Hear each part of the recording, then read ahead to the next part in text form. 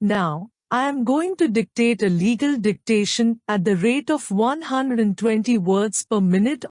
Let's start. In the matter at hand, the present application has been initiated under Section 11 of the Arbitration and Conciliation Act, 1996, the 1996 Act. The application seeks the reference to arbitration of a dispute that has arisen between the involved parties concerning an option agreement dated 18 October 2010, amended on 29 July 2011, which incorporates an arbitration clause.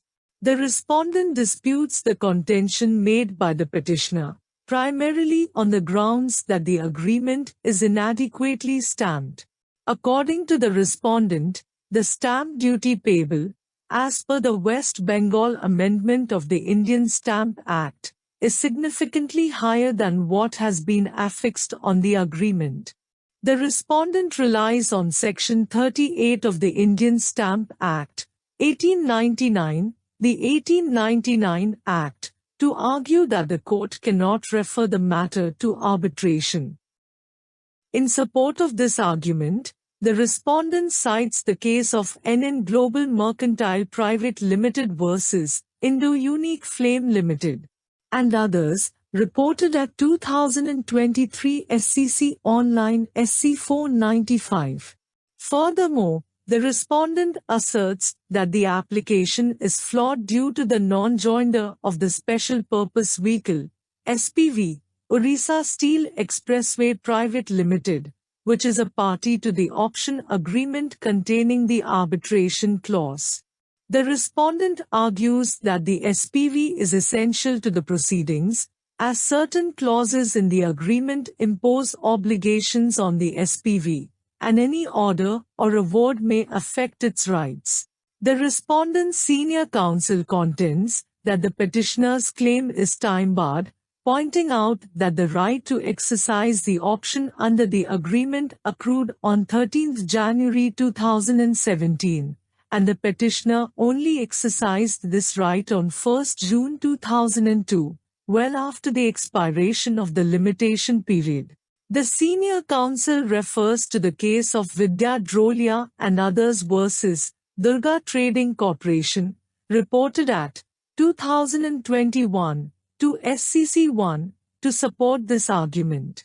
Additionally, the respondent argues that a corporate insolvency resolution process, SERP, commenced on 30 March 2017, after the option right accrued in favor of the petitioner. The petitioner did not file any claim during the SERP, leading to the extinguishment of its claim upon approval of the resolution plan.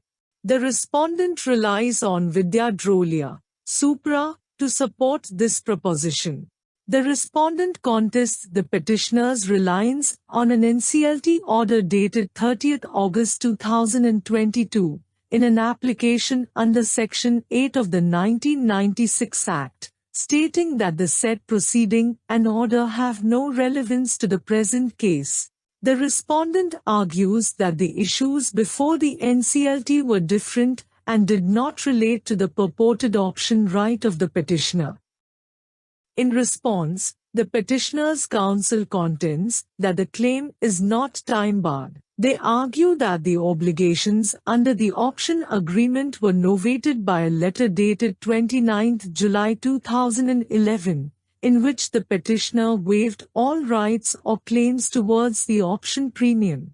The petitioner argues that the agreement remains binding until the respondent fulfills its obligations by transferring the option shares. The petitioner also disputes the respondent's assertion regarding the option agreement's enforceability after the initiation of SERP. They argue that the petitioner does not fall within the classes of persons mentioned in Section 31 of the Insolvency and Bankruptcy Code, IBC, who are bound by the resolution plan.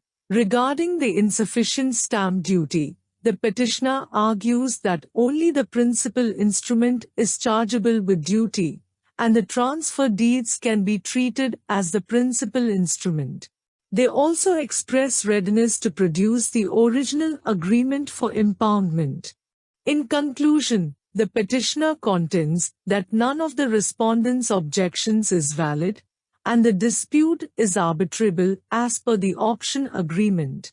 They argue that the respondent lacks grounds for refusing to nominate its arbitrator. After hearing the arguments, the court delves into a comprehensive analysis of the option agreement's relevant clauses. It concludes that the dispute sought to be referred to arbitration is deadwood and non-arbitrable. The court emphasizes that the petitioner's claim is time-barred and extinguished, rendering the application under Section 11 not maintainable. Ultimately, the court dismisses the application, and the judgment provides a detailed explanation of the reasoning behind the decision. The court also addresses the arguments made by both parties, citing relevant legal principles and precedents. Stop. Thank you.